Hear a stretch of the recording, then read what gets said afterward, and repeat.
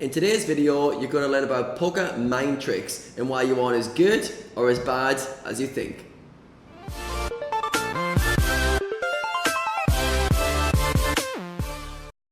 Hey guys, it's Poker Mindset Performance Coach and I'm Connor here. In today's video, you're going to learn how the brain tricks us into thinking in extremes and the effect that has on our ability to learn. So as you know, poker is a combination of luck and a combination of skill, and as a result we get to choose which narrative, and the brain often leads us to go for an extreme version in each event. So for example, when you win and have a good results at the poker tables, you often think that's because I'm great, I did awesome, and I have a lot of skill. On the flip side, when you do bad, you have a bad day, a bad week, you generally attribute all of that to luck. I got unlucky today, it's not my fault, and it was luck's fault. So we create this all or nothing thinking. Good when I win, when I lose, when it's bad, it's all luck. The reason the brain does this is because it's trying to protect our identity. We hate losing. It's been shown that losing feels twice as bad as winning, and we'd rather attribute the losses to luck and the wins to skill. The problem is, this really affects our ability to learn from our errors, and also when we're winning, to learn from the mistakes we're making there as well. So I'm going to introduce now the concept of thinking in bets, which is a great book by an author called Annie Duke, who used to play poker herself, and how I learned about thinking in bets the hard way by making bets with my friends, and the lessons you can learn from this and apply to poker. So I was in Thailand with my friends and we're having a few beers and we looked over the sea and we saw this island, and we were trying to predict how far away this island was and how long it would take to swim from where we were to that island. Now people are throwing out all sorts of numbers, all sorts of distances and how long it would take, and a few beers in, I got overly confident and I said, I bet I could swim that in 20 minutes. And one of my friends instantly looked and he's like, want to bet? And I was like, oh, as soon as he said the words want to bet, I started to question my standpoint. And I was like, wait a second, maybe I'm misjudging this because he's asked me want to bet, he seems confident. So now I wasn't sure of it, but I made a statement that I was going to swim in 20 minutes, and now he's wanting to put money on the line. I started to reframe it. So now instantly I was like, oh, how confident am I? And I started to look at the variables. I was like, maybe I misjudged the distance. And I quickly started to backtrack. And I was like, okay, I could swim it in under 30 minutes then. And my friend was like, close, maybe just. And I was starting to, I could see by his reaction, maybe he was doubting that I could swim it in 30 or not. So I knew I was getting closer to what was true. And we ended up settling on a number of 25 minutes. It was okay, 25 minutes, and I was okay, that seems about right. I bet I could swim it in that. So going through that process allowed me to get closer to the truth and reframe my own thoughts on that situation. Now, funny thing is, another friend of mine, so there was 4 of us there, 2 of us were like, yeah, we could both swim in under 25 minutes. We bet $100 each with 2 of my other friends. So we had a few beers at the time, so we didn't want to swim in the sea because it was quite choppy. I was like, okay, tomorrow we'll swim and we'll do the bet.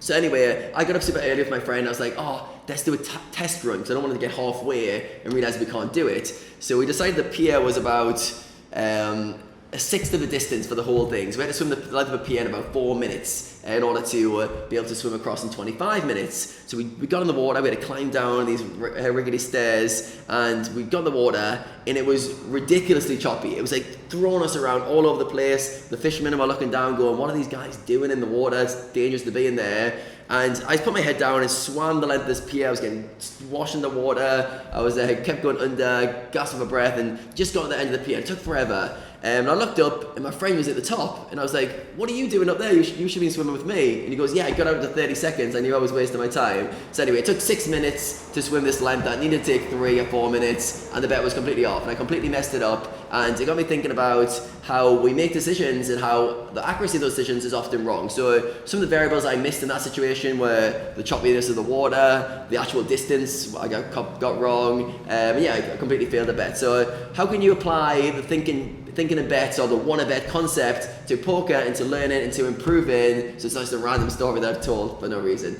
So imagine you've had a good session, right? You've won some money at the poker tables, and you say to me, Adam, I played really good today, and I say, wanna bet?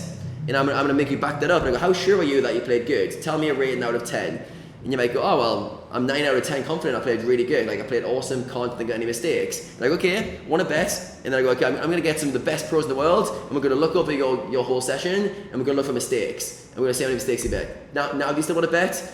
Very quickly, you're probably like, oh, well, all right, Adam, let me think. Maybe I played okay. I played decent. I probably still made some mistakes. So rather than you playing great when you won, you now start to reassess the narrative because I've asked you, do you want to bet? Do you want to bet on your opinion? Do you want to bet on that? And this lets us get past that identity of that kind of grey area, the kind of all or nothing thinking. There's a grey area where you can learn from. So you might have played good, but there's probably some stuff you can learn from. And when you class the whole session as good, you stop looking for those opportunities to learn. On the flip side, if you had a bad session, a really bad session, you went, oh, I just got unlucky today. And I went, want to bet you didn't play bad as well. Now you might go, oh, well, maybe I made a few mistakes, but it was mainly bad luck, and I go, want to bet? Like, want to bet? So again, I'm going to get some of the world's best pros, we're going to look through your hands, and we're going to see how many mistakes you made. And I bet you made quite a lot. And you're like, all right, okay, maybe I made mistakes. So now we can start to get less attached, or the want to bet concept makes us re-identify how sure we are of our decisions, and it gets to the truth. That's the main thing, it gets to the truth. What is true? So in poker, it's very easy to go,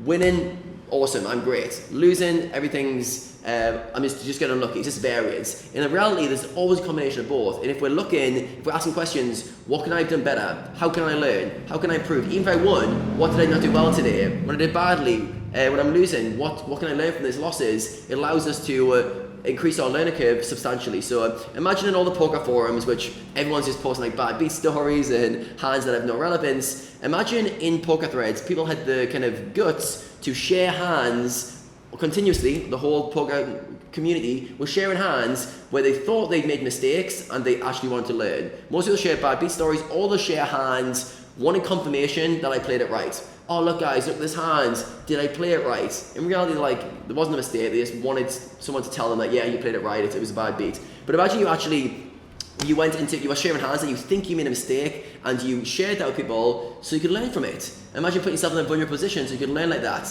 How much would that increase your learning curve? Every time you're making mistakes, you're asking for people's opinions and you're willing to take that on board. So you've got to basically get past the selective bias, it's called like the kind of motivation bias as well of the brain, where it wants to protect the narrative of when I win, I'm good, and when I lose, I want to find a way to push away from that. So try the concept of want to bet. Try to look for the grey area in between. Things aren't extreme all or nothing, and get past the mind's kind of tendency to want to think about things in extreme. And if you can do that, you can start to have much more learning opportunities, and you can get to what's true and what's accurate, which is going to make you a much better decision maker over the long term. So thanks for watching this, guys. If you want some help on fixing your mindset leaks, I've got a free training below. Click on that link and you can download a worksheet, which I'll send to your email, and it will go through a process of eradicating some of your thinking errors and coming up with a better way of thinking, which is going to help you going forward. So thanks for watching. If you haven't already, make sure you subscribe to my channel, and plenty more coming from me very soon.